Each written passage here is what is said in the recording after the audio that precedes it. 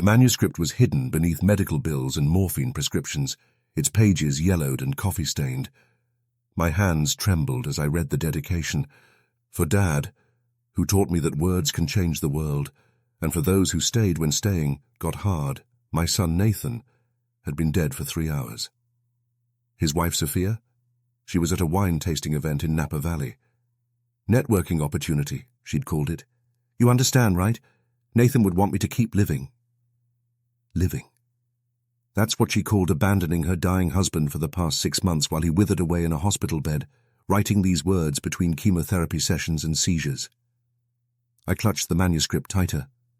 300 pages of my son's soul poured onto paper while his wife poured champagne with her work friend, Marcus.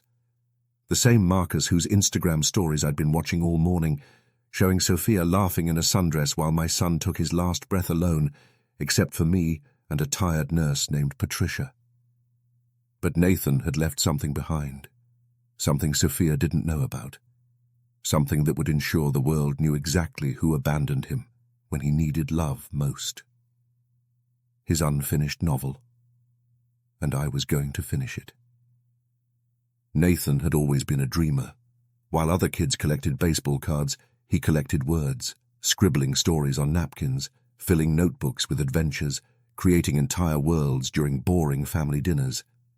"Dad, listen to this," he'd say, eyes bright with excitement as he read his latest creation. I'd always listened, always encouraged. His mother had died when he was 12, leaving just us two against the world. Books became our shared language, stories our escape from grief. He'd met Sophia at a publishing house where he worked as an editor while writing his own novel at night. She was in marketing, ambitious, beautiful, with a laugh that would fill a room and empty a wallet. I'd been suspicious from the start. "She's perfect, Dad," Nathan had gushed after their third date. "She gets my writing.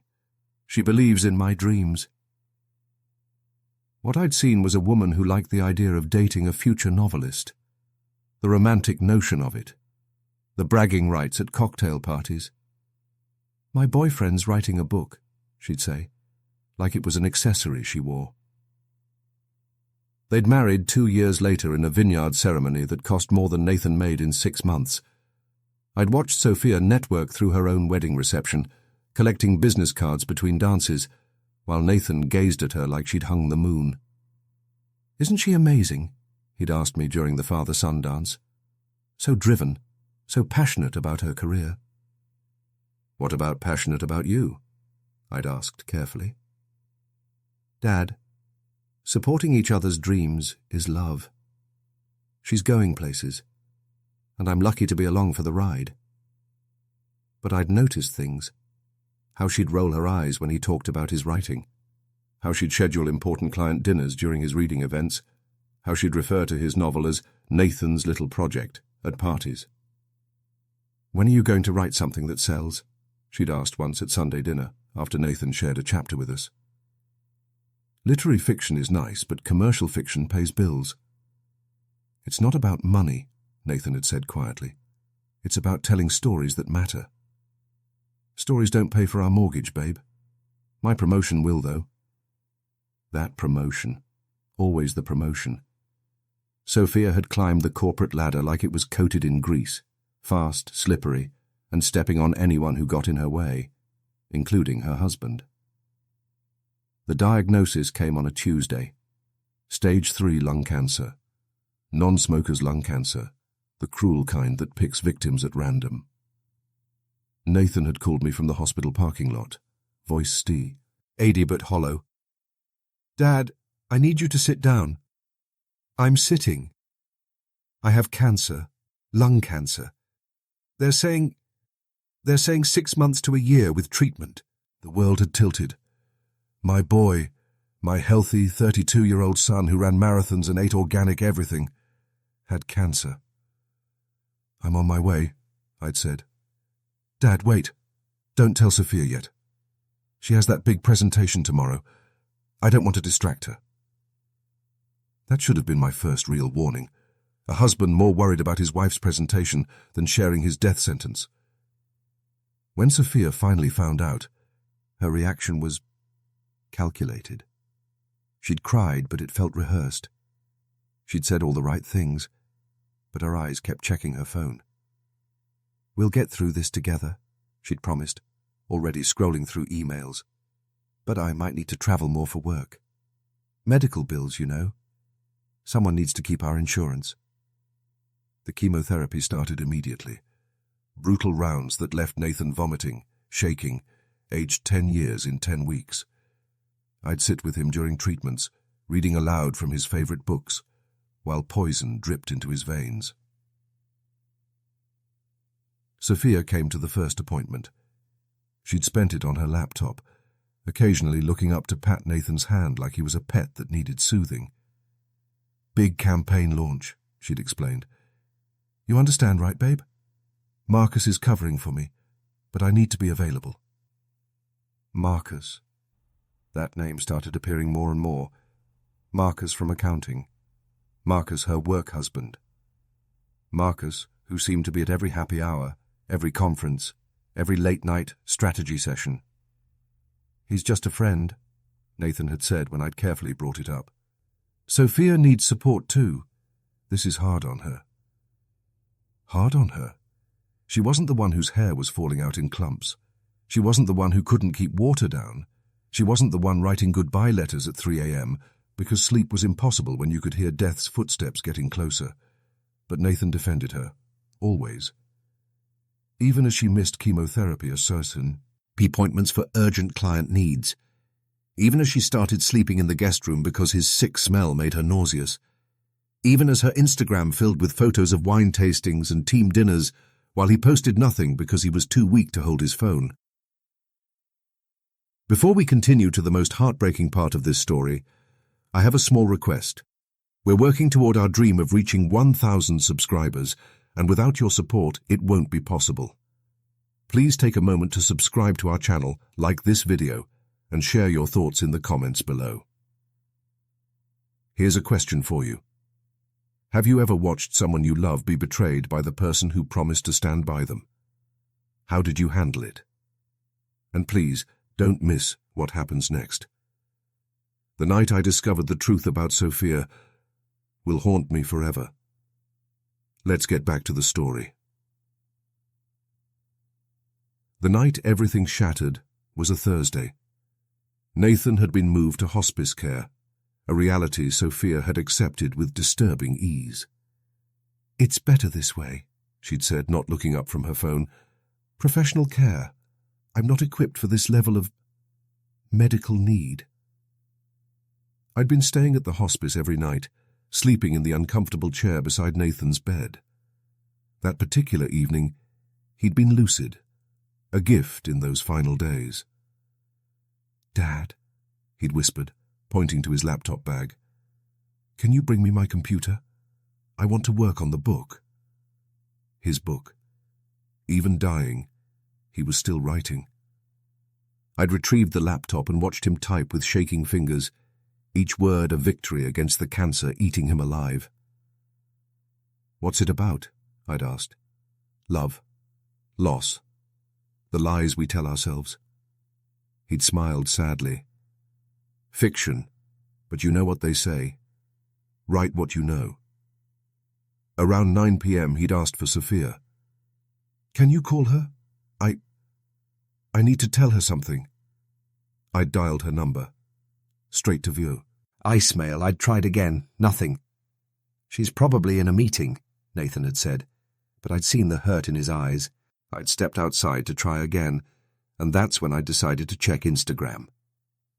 Maybe she'd posted something about being in a work emergency. She had posted. Multiple stories. And my blood had turned to ice. There was Sophia, at a rooftop bar downtown, champagne glass raised high. "Celebrating my promotion," the caption read. "VP of Marketing. Dreams do come true." The next story showed her with Marcus, his arm around her waist, both of them flushed with alcohol, and something else. "Couldn't have done it without my work husband," she'd written. "Here's to partnerships that matter."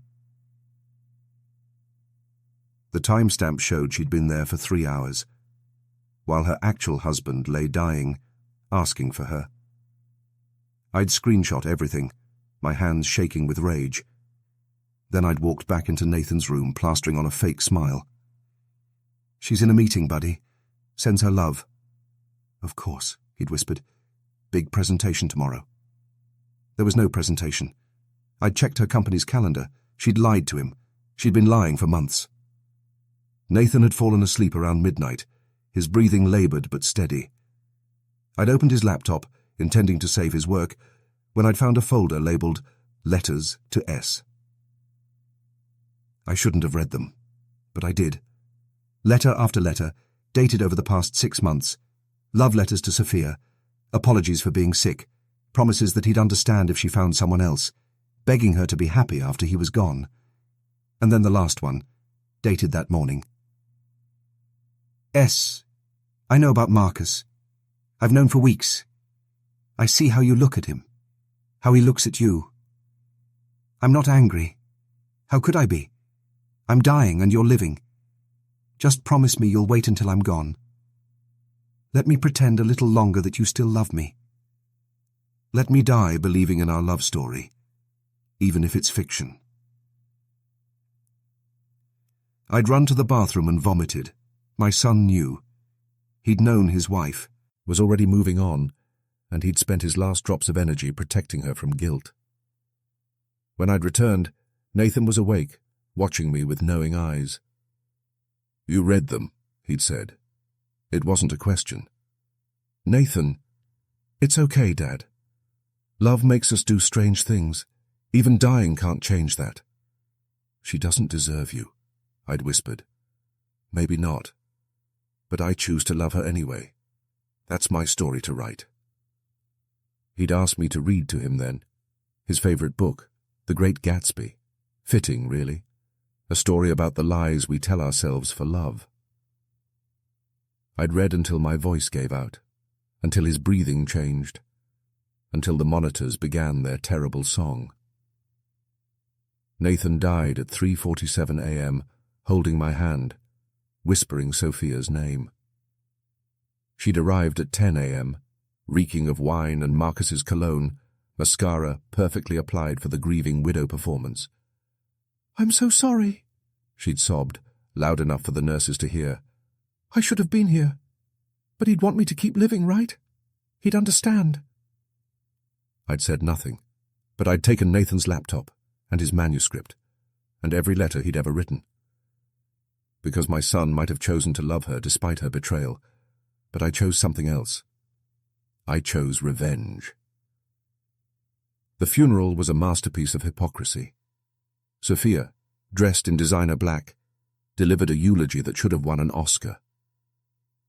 "Nathan was my everything," she'd wept, gripping the podium.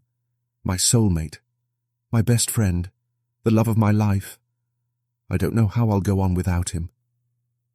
Marcus sat in the third row, trying to look appropriately somber. They'd maintained a careful distance, but I'd seen the glances, the almost touches, the shared tissues that lingered too long between their fingers. I'd delivered my own eulogy, talking about Nathan's love of words, his unfinished novel, his dreams deferred. I'd watched Sophia's face when I'd mentioned the boo, a flicker of interest, quickly hidden. After the service, she'd approached me at the reception, all fake concern and crocodile tears. "Robert, I wanted to talk about Nathan's things, his writing specifically. I know he was working on something. I'd love to have it, you know, to remember him by." "Of course," I'd lied smoothly. "Though I haven't found much. You know Nathan, always so private about his work until it was perfect." Relief had flooded her face. "Right. Of course. Well, if you find anything, you'll be the first to know." That night, I'd sat in my study with Nathan's manuscript. 300 pages of a beautiful, haunting novel about a man who discovers he's dying and decides to write love letters to strangers, spreading joy while his own world crumbles. It was brilliant. It was also unfinished, ending mid-sentence, mid-thought, mid-life. But there were notes, detailed outlines for the remaining chapters, character arcs, the ending he'd planned. All I had to do was follow his map. So I did. For 3 months, I wrote. I channeled my grief, my rage, my love for my son into completing his story. I'd been an English professor for 30 years. I knew how to write. But more importantly, I knew how to write like Nathan. I'd read every story he'd ever written, edited his college papers, discussed books with him for decades. When I finished, it was seamless. Nathan's voice from beginning to end, with just enough of my own pain woven through to make it sing. Then came phase 2 of my plan. I submitted Nathan's novel, Letters to the Living by Nathan Blackwood, to every literary agent in New York. The query letter was simple. My son died of cancer while completing this novel. His final wish was to see it published. All proceeds will go to lung cancer research in his name. The response was immediate. Agents fought over it. Publishers bid against each other. Within 2 months, I had a 7-figure deal with Random House. But I had one condition. I would write the dedication. The book launched 6 months after Nathan's death. The marketing campaign was tasteful but powerful. A young writer's final gift to the world. Pre-orders exploded. Book clubs chose it. Celebrities tweeted about it. And then, the morning of the launch, Sophia opened her advance copy, sent by an anonymous admirer, and read the dedication. This book is dedicated to my father, Robert Blackwood, who stood by me through every treatment, every sleepless night, every moment of fear, who held my hand as I died while others held champagne glasses, who heard my last words while others heard only their own ambition. To Patricia, my hospice nurse, who showed more compassion in 6 weeks than some show in a lifetime. To everyone fighting cancer alone because the person who promised in sickness and in health interpreted that as in health and at happy hour. And finally, to those who choose career over compassion, networking over nurturing, and promotion over presence. May you find all the success you seek. May it fill the hollow spaces where your heart should be. This book was finished by my father, because cancer took me before I could write the end. But love, real love, doesn't end with death. It lives on in words, in memories, and in the truth we leave behind. Nathan Blackwood, 1991-2024. He died as he lived, surrounded by stories and held by the only parent who stayed. The book exploded. Not just because of the story, but because of the dedication. Social media detectives quickly pieced together the truth. Sophia's Instagram history told its own story. Partying photos dated during Nathan's treatments, champagne toasts on nights he was in the hospital, coupley photos with Marcus that predated Nathan's death. Sophia tried damage control. She posted tearful videos claiming the dedication says a misunderstanding that she'd been coping in her own way that Nathan would understand. But the internet didn't understand. Neither did her employer, who suddenly found her toxic to their brand. Or Marcus, who distanced himself to save his own reputation. Or the literary community, who embraced Nathan's story while shunning the woman who'd abandoned him to write it alone. The book became a bestseller. Every interview I gave, I told the truth. Calmly, factually. How Sophia had missed treatments for work events. How she'd been at a bar when Nathan died. How she'd moved on before he was even gone. I don't hate her, I'd tell interviewers. Nathan loved her, so I honor that. But the world should know that my son died believing he was a burden to his wife. No one should die feeling like that. The proceeds, over $10 million so far, all went to lung cancer research and a foundation I'd created, the Nathan Blackwood Fund for Caregivers, supporting families who actually show up for their dying loved ones. Sophia's lawsuits failed. Truth, it turns out, is an absolute defense. And I had screenshots, timestamps, witnesses. Marcus, trying to save himself, had even provided security footage from the rooftop bar, showing them together the night Nathan died. Last week, the book won the National Book Award.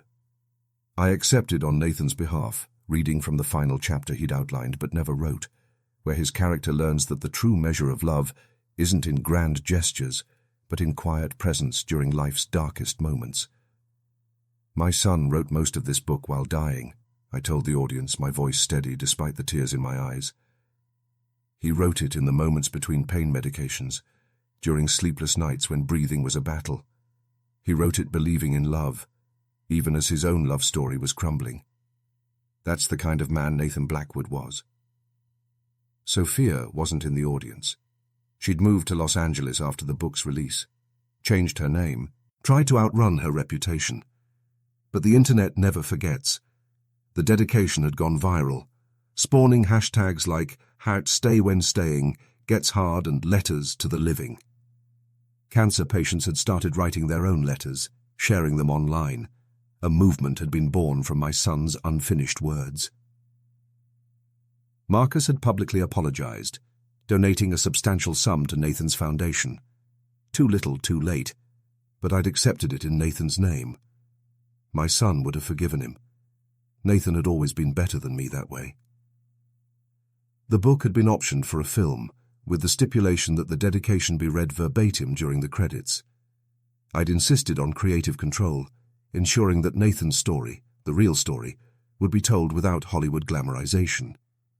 When asked if Sophia would be portrayed as the villain, I'd been careful. There are no villains in my son's story, I'd told the director, just humans making choices. The audience can judge which choices were worthy of Nathan's love. Last month, I received a letter from Sophia. The first communication since her lawyers had sent cease and desist letters that my attorneys had swiftly dismissed.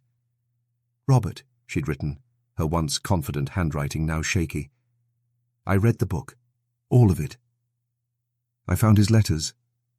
I know he knew about Marcus. I know he forgave me, even though I didn't deserve it. I know I failed him when he needed me most. No amount of success has filled the emptiness of knowing I wasn't there when he took his last breath. I'm not asking for forgiveness. I just wanted you to know that I understand now what Nathan was trying to teach us all along, that real love stays. I didn't, and I'll live with that knowledge for the rest of my life." I hadn't responded. Some wounds don't need words. They need silence to heal. The foundation now funds hospice care for writers with terminal illnesses, providing the with editors, voice-to-text software, whatever they need to complete their final works. We've helped 12 authors finish their books this year alone. Nathan would have loved that, turning his tragedy into someone else's triumph. His book continues to sell worldwide, translated into 47 languages. The dedication remains unchanged in every edition. I keep his laptop in my study. Sometimes, late at night, I open it and read through his notes, his outlines, his half-finished ideas for novels he'll never write. In those moments, he's still here. His voice, his vision, his boundless empathy for a world that wasn't always kind to him. And in a box beneath my bed, I keep his letters to Sophia. Not to punish myself, but to remember that my son, even in his darkest hours, chose love over bitterness, chose forgiveness over revenge. The revenge was mine. The grace was his. Together we told the truth. People often ask if I regret exposing Sophia, if I worry that Nathan would have disapproved of my using his work to reveal her betrayal. It's a fair question. My son was a gentle soul who protected even those who hurt him. But I believe Nathan understood something profound about stories. They outlive us. They carry our truths when our bodies cannot. His unfinished novel wasn't just about a dying man writing letters to strangers. It was his letter to the world, his testimony about what matters when time becomes precious. So no, I don't regret finishing his story, both on the page and in reality, because the true betrayal wouldn't have been exposing Sophia's absence. It would have been letting my son's voice go silent before he'd said everything he needed to say. To those watching who love someone with terminal illness, be there. Not just in the Instagram posts or the public platitudes, but in the ugly moments, the vomiting and the fear, the 3 a.m. terrors and the unanswerable questions. Hold their hand not when it's convenient, but when it's hardest. Because that's what love is. Presence when absence would be easier. And to those fighting illness alone because someone chose ambition over compassion, your story matters. Your pain matters. And someone, somewhere, is ready to sit beside you when others stand at rooftop bars. My son died surrounded by words and held by hands that never let go. His book lives on, telling the world what real love looks like. Not the fairy tale kind with vineyards and perfect vows, but the kind that stays when staying gets hard. That's Nathan's true legacy, and not even death could silence it. Thank you for watching this deeply personal story. If it moved you, please take a moment to subscribe to our channel. We're working toward reaching 1,000 subscribers, and your support means everything to us. Please like this video and share your thoughts in the comments below. Have you experienced the power of showing up for someone when others walked away? Or perhaps you've been the one who needed someone to stay. Remember, true love isn't measured in grand gestures or public declarations. It's measured in presence, in the quiet moments when no one is watching, when there's nothing to gain but the knowledge that you didn't leave someone to face the darkness alone. Thank you again for your time, your compassion, and your subscription. Together we can ensure that stories like Nathan's continue to change hearts and minds.